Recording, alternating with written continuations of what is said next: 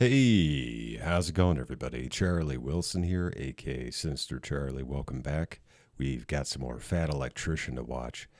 I don't know what this is about, but I did recognize the thumbnail. I think I got one of those Flying Tiger plane models as a kid that I glued together. I didn't sniff the glue, I don't think. Anyway, America's Guerilla Airforce, Claire Chennault. I don't know. It's probably French. I don't know. Let's go. You know, most nations will create a guerrilla fighting force, but do you guys remember that time America made a guerrilla air force? No. Grab a seat. Oh, quiet. Today we're talking about Claire Chennault and the AVG, also known as the American Volunteer Group, aka the Flying Tigers. Okay, now if you already follow me, or if this is the first time you've ever seen one of my videos, you are somebody that just clicked on a World War II I would never.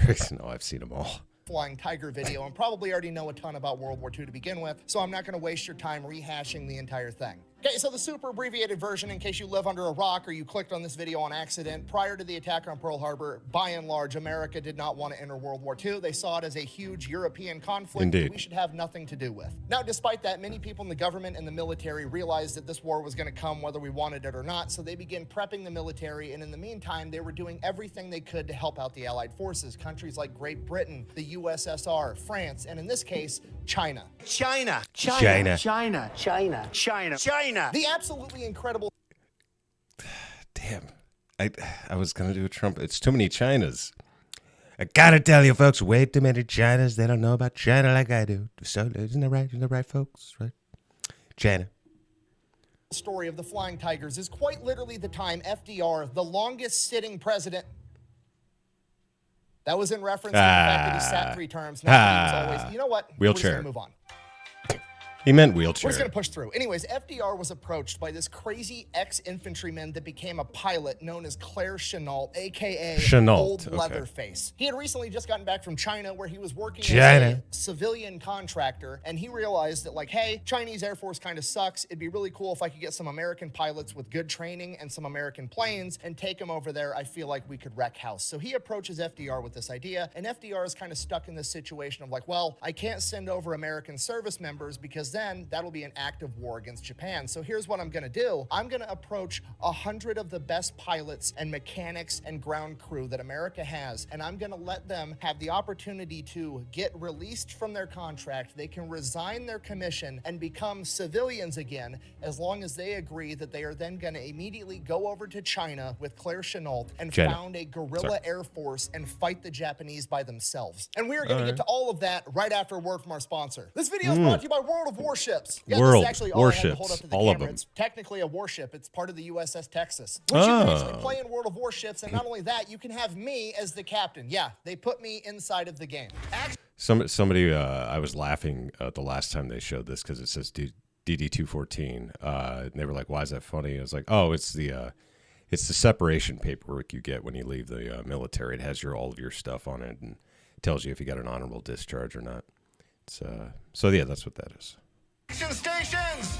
General quarters. If you don't know, World of Warships is a free game on PC, PlayStation, and Xbox where you get to command some of the greatest naval vessels of all time, like the USS Texas, the USS Iowa, or the USS Enterprise. Or if you're into losing, you can be some of the world's biggest coral reefs, like the Yamato or the Bismarck. Seriously, though, go check it out. I'm going to have it linked down below. And when you use the code VETS4VETS, you're automatically going to unlock me and Demo Matt, as well as a Tier 4 battleship and a bunch of in-game money and 14 days of free premium play. So yeah, let me know how bad me and Matt are at voice acting in the comments down below. Let's get back to the video. I'll let you know.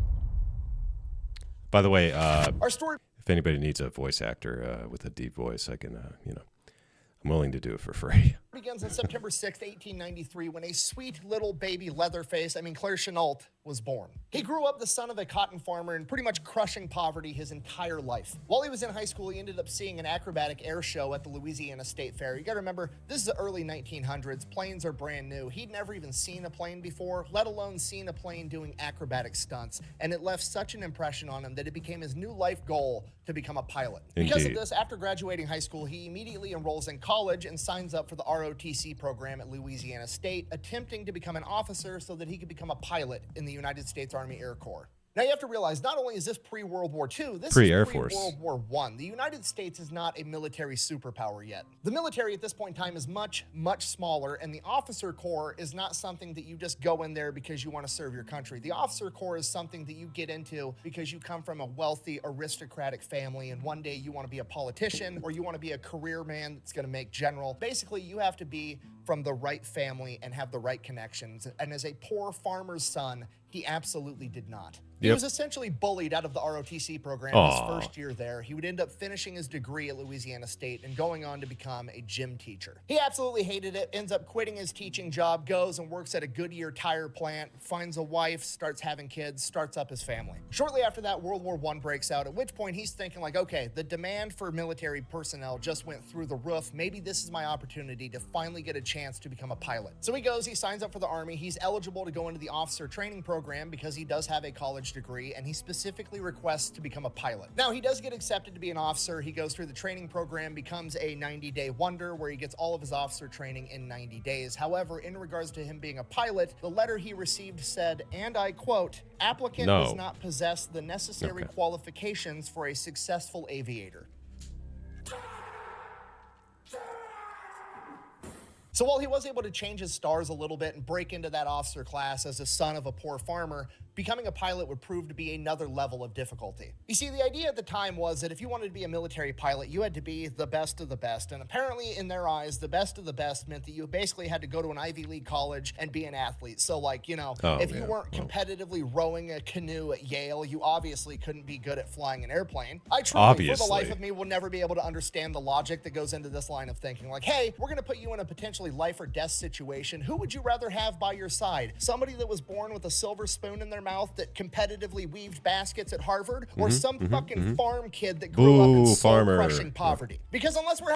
I met so many out-of-shape people in the military. It's ridiculous. Pilots makes more sense to be out of shape. I mean, you're not like doing any real heavy lifting. I guess maybe the plane is hard to handle. I don't know. I don't get it. We're having an Easter egg hunt. I'm going with the farm kid 100% of the time, 110% of the time if he's got bad vision, because he's clearly going to be unstoppable. Regardless, Claire ends up getting rejected for the pilot program, and he gets voluntold to be infantry. So now he's an infantry officer, goes through, does all the training. By the time he gets into his unit gets trained up, they get ready, they're shipping on their way to World War I. World War I ends. Ooh. So great. So from here, he gets stationed to this military base down in Texas, and he's there just like teaching people how to do infantry stuff. But this military base also has an airfield. So naturally, he just ends up becoming friends with some of the pilot which base trainers, was it? and he ends up convincing them, Because I might have been there. Teach me how to fly one of these fighters. Not only does he learn how to fly, he actually gets so good, they start letting him fly on his own. And the way they're able to do that is the pilots go, they get in their planes, and they drive them or taxi them up to the takeoff line. And then they hop out and let Claire jump in, and then Claire takes off, and he's doing solo flights all by himself. Doing this, he kind of like unofficially logs 80 hours of flight time, gets a name for himself locally, and then they're able to end up pushing him into pilot school, so he's finally gonna get a chance. So Claire Chennault is now this close to achieving his lifelong dream of becoming a pilot. He just has to pass pilot school, which should be easy because he already has the hours to do so. He just has to go prove the skills that he already has. The problem is he gets there and he's no longer surrounded with all of his pilot buddies. There's nobody there to vouch for him. There's nobody there that likes him, and he is once again the poor farmer's son. And to make things worse, he's the poor farmer's son that's managing to make all the Ivy League new recruits look like absolute dog shit. And he is bullied and treated very badly throughout pilot school pretty much the entire time. And it gets to the point that he's about to flunk out of the entire course because all of his instructors keep failing him. Then on what is to be his last flight ever, he gets one more chance to prove that he's a good enough pilot. And his coaching pilot or cadre pilot is a guy by the name of Ernest Allison. And they go up in the air and he proceeds to, do his thing. He's a little bit more reckless. He feels more comfortable in the airplane. He's doing stunts that maybe he shouldn't be doing. He's trying to show off to this Ernest Allison guy. They come back on the ground, they land, and everybody's like, well, is this guy going to pass and become a pilot or not? What are we going to do? And Ernest Allison is like, it's not that he's a bad pilot. He's just fucking crazy and does a bunch of shit that pushes the airplane to its limits. Yeah, we're going to pass him, and then we're going to send him to the Army Air Corps acrobatics team. So now, not only is Claire Chennault a pilot, but he's a stunt pilot that's going to tour around the United States showing off how good the Army Aviation Corps really is. And Claire, in his typical fashion, he's got to take it one step further every single time. Not only are the stunts themselves going to be entertaining, the entire event is going to be entertaining. Claire designs his signature move. He goes and dresses up like an old woman and sits in the crowd in the stands. And then they're going to pick a random spectator to come out and try to fly a United States Army fighter plane.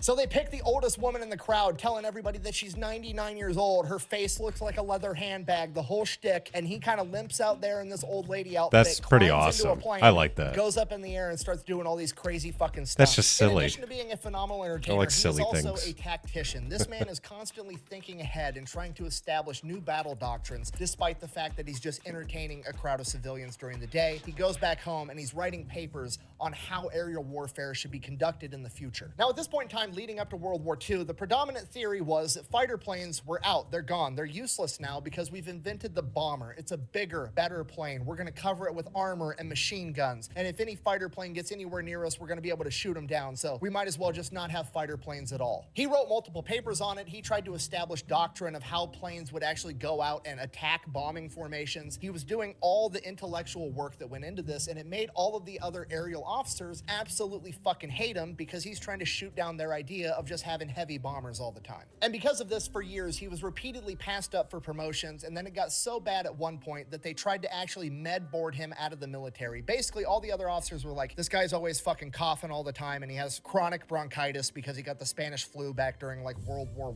I, and the chronic bronchitis just never went away. So they ended up trying to med board him out of the military, at which point he's like, you know what, fuck it. I'm just going to resign and get out. So he's done. He gets out. He separates from the U.S. military, at which point he is almost immediately hit up by the Chinese government of like, hey, you're an aerial acrobat. You're like one of the top dudes in the United States Army Air Corps. China. What if, hear me out, we pay you to be an advisor and come out and teach all of our guys in the Air Force how to fly a plane? Sure. Claire says no, he's not really interested. He's got kids at home. He doesn't want to go all the way over to China. He'd rather stay somewhere inside of the United States, at which point the Chinese government guy is like, hear me out, I'll give you like $1,000 a month, which is like $25,000 a month by today's standard, to which he's like, I mean, I don't want to be rude. Go China. So Claire makes his way over to China. He gets there in like either April or May of 1937, and things are way worse than he ever could have imagined. The entire Chinese Air Force only has about 90 functioning airplanes, and they are way outdated. And if that wasn't bad enough, the pilots on average are just they're not very good. So he immediately gets to work. He starts advising the Chinese government on like, hey, here's the planes and the equipment that we need to start procuring. He's trying to train the officers on all the different things they need to do. And he's also trying to train the pilots on how to become better pilots. This goes on for a little while, and honestly, things are going kind of great. The Chinese pilots are very receptive to everything he has to teach them. The Chinese government's very receptive and trying to get him all the equipment that he needs. He's finally getting the respect that he deserves and wished his own government had treated him with all along. But then, after being there for about 2 months, in July of 1937, the Japanese attacked China and began the Second Sino-Japanese War. And just so we're on the same page, when I say they started the war, I don't mean they like sent a letter declaring war like, hey, we're fighting now, or they attacked a military installation. No, they just started sending bombers into Chinese cities and started carpet bombing civilians. And at this point, the entire Chinese military, including Chiang Kai-shek himself, literally the leader of China, looks to Claire Chennault like, what are we going to do? And while Claire's been making some big improvements to the Chinese Air Force, they're absolutely nowhere near ready to go toe-to-toe with the Japanese. So he has to come up with some kind of plan to slow them down. So on one hand, this is absolutely a horrible situation to be put into. But on the other hand, this is Claire's chance to prove that all of the intellectual work that he'd done over the course of the last decade, all of his battle plans, all of the doctrine that he developed, this was his chance to prove that it could work and that fighter planes deserve their slot on the battlefield. Best way to go about that is to start off with the one strategy that we know for sure works: dive bombing a naval vessel. In August of 1937, under the command of Claire Chennault, the Chinese Air Force successfully dive bombed the Japanese ship, the Ismo. It is the first successful naval dive bomb in world history. Nice. This sent a pretty powerful message to the Japanese, like, China's not just gonna lay down and take it, we're gonna fight back. And the Chinese government was so happy with the leadership that they were getting under Claire Chennault that they actually ended up buying him a $50,000 Curtiss Warhawk plane so that he could observe the battle. Oh, yeah? Conduct Is that what happened? reconnaissance. Definitely not go up on missions and rack up 30 fucking kills because he was a civilian contractor at the time, allegedly. God, I love this He's movie. absolutely right. Now, to be perfectly clear and intellectually honest, I'm not saying that he did rack up 30 aerial kills. I'm not saying that I can prove that. Not saying anyone ever has. I'm just saying a lot of people seem to think that he did, and he would never really admit one way or the other. But what we do know for sure is that after the successful dive bombing on the Ismo, Claire was like, you know, if it works on boats, I bet it'll work on planes too. And that became the strategy. yeah. We're going to dive on the bombers and shoot them down as we fly past them. Now, the problem is that the Chinese planes weren't fast enough to be able to scramble, get up in the air, get at a higher altitude than the bombers to be able to sneak up on them in time. So Claire had to come up with another way of knowing when the Japanese were coming. So he had to have the Chinese go and set up observation posts all over China where these popular Japanese bombing routes were, and they were going to radio back and be like, hey, the planes are coming, here's the route they're taking, at which point he would be able to scramble the Chinese Air Force, get them up in the air and at a higher altitude than the bombers so they could sneak up and dive and shoot them as they flew past. Claire referred to this as the bamboo radar, and it worked pretty decently well. It would work a lot better if he had better planes and better pilots, but he's doing the best he can with what he has. And he continues to do that for the next 2 years, 1937, 1938, 1939. Claire is there helping the Chinese Air Force fight the Japanese. But eventually the Japanese are just too much and they completely overrun the capability of the Chinese Air Force. All the planes have been shot down, all the best pilots have been killed, and at this point there's nothing left that Claire can do, at least by himself. Now at this point, Claire could absolutely cut and run. He's been making $1,000 a month for the past couple of years. He could go back home and live happily ever after, but that's not what he wants. He actually wants to help the innocent people in China that are getting slaughtered by the Japanese military. He knows that he can win this fight. He just needs better pilots with better planes. So with the help of the Chinese government, he goes back to America, goes to Washington, D.C., and begins lobbying the United States government to send over the American Air Force to help out. And you gotta remember, this is January 1941. This is pre the attack on Pearl Harbor, okay? Not going to war sentiment is at a peak. Yeah, it kind of feels like a lot like it does now, honestly, with the anti-war sentiment. And yeah, it does. December 7th is when the Japanese attacked. So that's like a year. Yeah, man. I don't know. It's a tough situation. In America. So any request for military involvement from him or the Chinese government is shot down immediately, at which point he pivots and he's like, fuck it, what if I just get a bunch of volunteers like me and I get them over there, we'll figure out how to get planes. So that's what he does. He comes up with the concept for the AVG, the American Volunteer Group. He's gonna get a bunch of American volunteers and they are gonna go over there and they're gonna fight the Japanese. And as I'm sure you can imagine, going into military bases and essentially reverse recruiting people out of the military to go fight in a war across the ocean didn't go over that great. No, I would imagine. Many officials or their chain of command. It caused such a stir, in fact, that FDR heard about it, and when he heard about it, he loved the idea because he actually wanted to be involved in World War II. It's his constituents that didn't, so he decided he was going to help Claire. I mean, and technically we were already involved in World War II by, sending Europe, or especially England, the UK, sending supplies and stuff like that, and not sending Japan stuff, So I guess it's not really that much different to what we're doing now. Out. He basically greenlit him to have 100 of the best pilots in the United States Army Air Corps released from their contract. They were going to be allowed to resign their commission and go over to China with him. In addition to the 100 pilots, he was also going to get 200 of the best ground crew available. And they're going to get 100 P-40 Warhawks to go with them. Tiger. So now Claire and his army of 300 civilians all go. They get passports saying that they are missionaries and teachers and farmers and that they're going over to China to provide aid and relief for some bullshit. They basically smuggle themselves across the ocean and they set up their first headquarters in Burma. Now they go to Burma first because it's technically part of the British Empire, so they're going to be relatively safe. And Claire is going to use this time to be able to train all of his men in all of his new battle tactics and teach them everything he's learned after conducting war against against the Japanese for the past several years. And for the pilots, it is a learning experience to say the least, because Claire's battle tactics and doctrine are completely different than anything they've ever been taught. In addition to that, there's a pretty big amount of disbelief when they're told that the Japanese Air Force is actually super legit and should be taken very, very seriously. Because up until this point, all these young American pilots have ever been told was what propaganda was telling them. China was some backwood island nation that we shouldn't have to worry about. They can't possibly develop a good plane, and even if they could develop a good plane, there's no way they could mass produce it, and even if they could mass produce it, we interrupt our program to bring you this important message. And just to reiterate before I say this, he puts in little like that was from Freakazoid, and I love that. I'm not saying this. I'm regurgitating the historical information and propaganda at the time, but that information and propaganda that was being put out basically said even if the Japanese did have good planes, it wouldn't be an issue because Japanese people were flying them, and if they flew towards the sun, they'd have to squint, and when they squint, their eyes would be shut, and then they'd just crash the plane. God. See? You see? Well, you don't see? Yeah. Okay, obviously, that's fucking dumb, but guess what? If you get told stupid shit your entire life... That was the propaganda back then. Sorry, Asian people.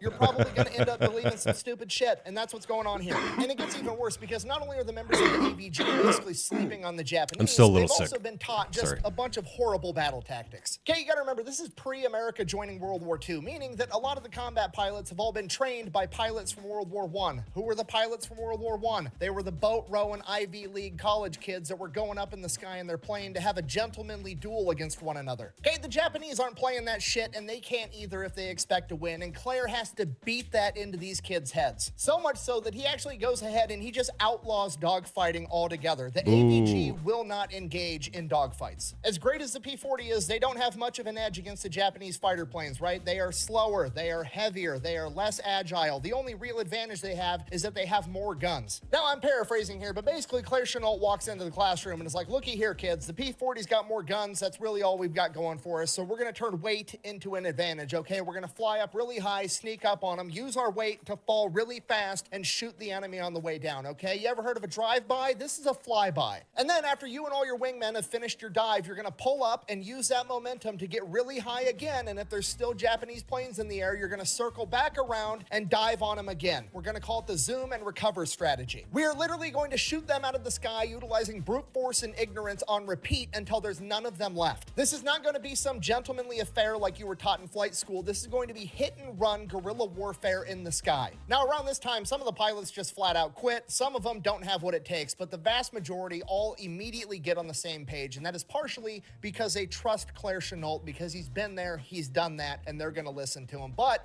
it's also because Claire Chennault treats these guys absolutely awesome. In the AVG, there is no rank. You don't have to wear a uniform. You don't have to salute. You can pretty much do whatever you want as long as you're given. It's like Mr. Miyagi with belt rankings. I got my belt J.C. Penney. Claire the results that he needs. According to legend, one of the more well-known AVG pilots, That's actually cool. enjoyed going up in the sky in nothing but his cowboy boots and underwear, and Claire didn't give a shit one way or the other because the man got results. It's also around this point in time that they all decided to get a custom paint job of the shark tooth design on all of the P-40s so that they were matching. Now, to be fair, did they come up with that design? No, Probably they not. stole it from some Australian unit, but they're about to become the most famous and the most well-known for having it, okay? America does it better. I'm sorry, I can't help it. Also, I'm not actually sorry. So the AVG is about to finish all their training, and they are about to start conducting combat operations. And then on December 7th, 1941, the Japanese attack Pearl Harbor. The AVG finds out. Claire Chennault tells his men, you're no longer just fighting for China. Now you're fighting for America. And December 8th, the entire AVG moves into Kunming, China. While flying in, one of the pilots has a malfunction with his P-40, ends up crash landing. He gets captured by the Chinese locals, and they almost kill him because up until this point, any crash landing plane was a Japanese person that was attacking them. He is damn near killed, but luckily they were able to recover him in time, and from that point on, it became standard practice for every member of the AVG to have a big piece of parchment stitched on the back of their flight jacket known as a blood chit, and in Chinese it read. This foreigner has come to China to help in the war effort. I remember seeing these. I think I saw this on, what was it? Pawn Stars, maybe? I think they were selling, somebody was selling one of these. It's pretty sick. It looks cool. soldiers and civilians, one and all, should rescue and protect him. Once they arrive in Kunming, all the members of the AVG are quite literally embarrassed at the hospitality they receive from the Chinese. They are treated better by the Chinese than they have been treated by their own government. Yeah. At this point in time, these people have basically nothing, and despite that, they are treating every single member of the AVG like they are a king. They have an entire detail making the AVG as much incredible food as they can possibly eat. They're doing their laundry. Every member of the AVG has their own personal bedroom. They build them a baseball field and gun range because even back then, that's just what America's into. And then on December 20th, the Bamboo radar detects 10 Japanese bombers headed straight towards Kunming. Okay, this is it. This is what they've been training for. This is what they volunteered to come out here and do. On top of that, this is revenge for Pearl Harbor. They are going to be some I thought he was going gonna to say revenge for Billy Bats. toe with the Japanese. This is Claire Chennault's chance to prove that modern fighter planes with skilled pilots can absolutely go toe-to-toe and win against modern bombers. He sends up 24 P-40s to intercept the Japanese bombers, and everything goes absolutely textbook perfect. They ambush them from above, shooting down 6 bombers immediately, heavily damaging 3 more, and only allowing 1 to escape. And only 1 American P-40 was slightly damaged in return. This is an enormous victory, and the first victory that the people of China have seen in a very long time. By the time the AVG members land, they are already national heroes. The Japanese, however, are absolutely pissed. They sent in 10 bombers with no fighter escort because they didn't think the Chinese had any capability of defending themselves. The AVG is showing up and interrupting them slaughtering innocent civilians, and they're not going to stand for it. They are immediately going to hit back twice as hard, and this time, they're going to come ready. 3 days later, on December 23rd, 1941, the Japanese send 40 bombers and 20 fighter escorts to attack. The AVG goes up, shoots down 12 of them, and loses 2 in return. Infuriated and embarrassed again, the Japanese attack 2 days later on Christmas with over 100 On Christmas, Japanese you sons planes. of The bee AVG was stings. only able to scramble 12 planes in time. Despite that, they managed to shoot down 25 enemy aircraft. Unfortunately, 2 American P-40s were shot down, but both pilots were able to successfully crash land, and both of them survived. In the span of 5 days, the AVG has managed to shoot down approximately a third of the Japanese Air Force in that area. By this point, word of them has spread all throughout China, and they're beginning to call them the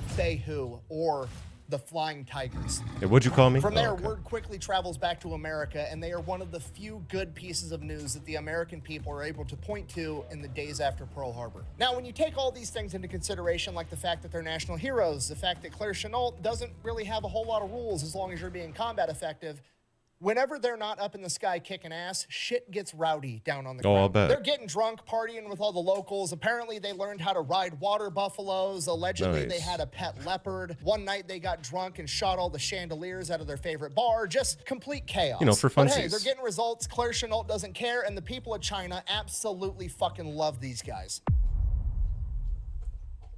Blender. Now, because every time Japan sends over a bunch of planes, the Flying Tigers go up and shoot down a shit ton of them. They kind of slow down the whole bombing innocent civilians for fun thing. Apparently, it's not fun to bully people when you get bullied back. Who'da thunk? Now, despite the fact that the Flying Tigers are outrageously successful and they lose very few planes and very few men in proportion, when you only have 100 planes and 100 men to begin with, it starts to add up pretty quick. By February of 1942, the Flying Tigers only have about 30 operational planes altogether. Some planes were lost completely, some planes were partially damaged and they can't get parts to repair them, as well as just general overall flight use and not being able to maintain them properly. And by this point, Japan has captured every Chinese...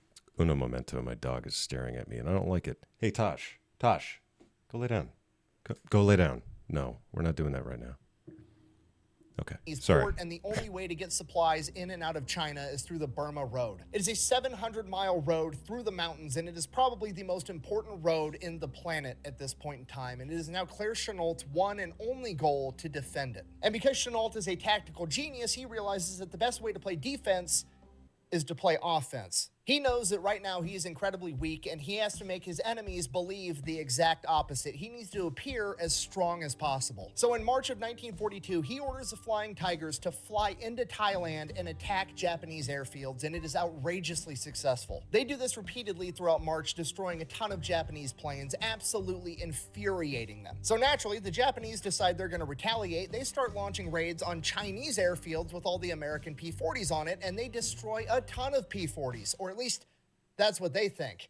victim to one of the classic blunders. Claire Chennault had the Chinese make bake, papier-mâché P-40 replicas, paint job and all, and the Japanese were flying around shooting at quite literally paper tigers. This isn't even trolling at this point, okay? This is art. Leatherface is literally 10 steps ahead of the enemy at all times, and it's fucking beautiful. This goes on for a couple more weeks, and then in May of 1942, the Japanese army is caught by the Chinese trying to cross the New River into China with a massive force. Now, this is horrible news, but it's kind of a good thing because the only way to get across this river is by bridges, and bridges are a choke point where a small number of people are going to be able to hold off a much larger number of people, especially if you had some P-40s flying overhead. And as luck would have it, the Flying Tigers just got resupplied with a couple of new Flying Tigers that are capable of carrying bombs. But the problem is they don't have the logistical support and they can't get any bombs. And we all know the saying, necessity is the mother of invention, right? So the Flying Tigers, I presume, just start showing up to Chinese general stores and are like, hey, I need the biggest vessel that holds liquid that you have, a bunch of gasoline, and some of your fastest nails. Now, we're on YouTube and not Pepperbox. I have to be very careful of what I say. I can't just come out and say they were making... you're catching my drift. They got creative and manufactured their own equipment. You said bomb. What's wrong with saying bomb? You didn't say bomb. Bomb, bomb, bomb, bomb, bomb, bomb, bomb, bomb, bomb, bomb, bomb, bomb, bomb, bomb. You gonna arrest me? So that alone is absolutely terrifying. But you know what's even scarier is Claire Chennault, the tactical genius, is the one running the show here. And you know what's more effective than just bombing the enemy? If you flew over the river, past the enemy that's pinned up against the river, and just bombed all the supplies trying to get to them. I guess so now that works the entire too, Japanese army is just stuck up against this river with no supplies for like a month. The Flying Tigers almost single-handedly halt the Japanese army. Literally hundreds of thousands of men just fucking stuck there and starving. Dude, what do I do? Help! We'll be stuck Well, here not this forever. movie. Now, by this point, like mid-1942, the American military is really starting to get into gear, and they're actually starting to get forces out into this area. And a lot of the high-ranking military officials do not like the fact that Claire Chennault and the Flying Tigers are by far and away the most effective aerial combat unit in the United States military at this point. They have the most aces. They literally have 25 aces, and they only started off with 99 pilots. They have over a 20-to-1 loss ratio against the enemy, and by far and away the most experienced combat pilots in the world. They look happy. So there's this huge push within the military to basically absorb the Flying Tigers back into the military, and against Claire Chennault's requests and the requests of the Flying Tigers themselves, it gets pushed through, and it's gonna happen. On July 4th, 1942, the Flying Tigers are to be no more. But then the bamboo radar goes off one last time, and for the last time ever, 4 Flying Tigers and their P-40s take to the sky, intercept 12 Japanese bombers, shooting down 6 of them without losing a single man.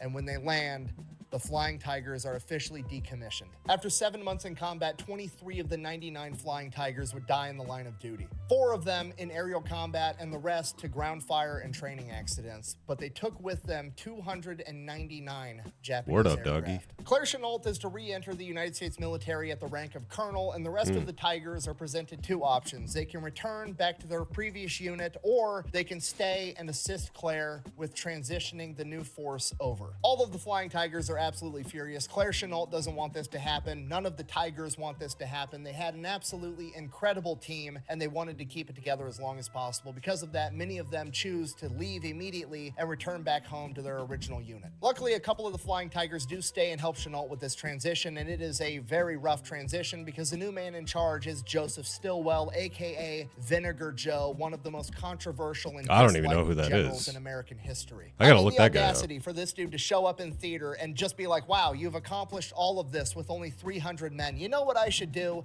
Think that you did everything wrong and not take your fucking advice, which is pretty much exactly what happens. So Joe Stillwell and Claire Chennault basically fucking hate each other the entire time. Dude, officers have so much ego. It's ridiculous. Despite that, Claire Chennault ends up getting promoted to the rank of general, and he is put in charge of the 14th Air Force, and he remains in China until the Japanese surrender and World War II comes to a close. From there, he goes back home, he retires, he advocates in DC very heavily that the American government should support the current Chinese government because he absolutely hates communists, which, I'll be honest with you, just when I thought I couldn't have a bigger man crush on a guy, he goes and pulls that card, but here we are. And at this point, to pretty much nobody's surprise, it falls on deaf ears entirely. Nobody listens. because nobody cares Yo what comprendo. Claire Chennault thinks or says, and he just retires and gets to live happily ever after for a little bit. That's a and sick then ends up shot. passing away from cancer at the age of 67. And that is the story of the Flying Tigers, America's guerrilla Air Force, one of the most effective fighting units of all time, and their leader, Claire Leatherface Chennault, one of the most underrated and underappreciated tactical geniuses in American history. But I hope this video helps with that. That was pretty sick, dude. Thank you for watching. The best way to support the channel is go buy some merch over I at did. electrician.com. Quack bang out. Found about Chinese and the Chennault. That's how you Boy, say oh boy, it. I sure do love it when the government comes in at the last minute to ruin a good fucking story. Suppose. But I've learned how to pronounce Chennault. It's kind of French, I guess. I don't know. But I guess we did the video. I did some other ones too. Oh. Well, I can't really read that with the, the end, the title cards there. Anyway, something some Japanese guy said. So there you go. I did not know about that story. I really want to know about the guy who took over that general. Anyway, there you go. There's a fat electrician for you. Please like and subscribe down below. Makes me feel real good inside. Helps out the channel. If you got any suggestions for any other videos, put them down below, and I'll try to get to them eventually. Been on a real VTuber kick lately, so in case you're tired of that, you can suggest military stuff, and I'll watch it. Thank you very much, and bye.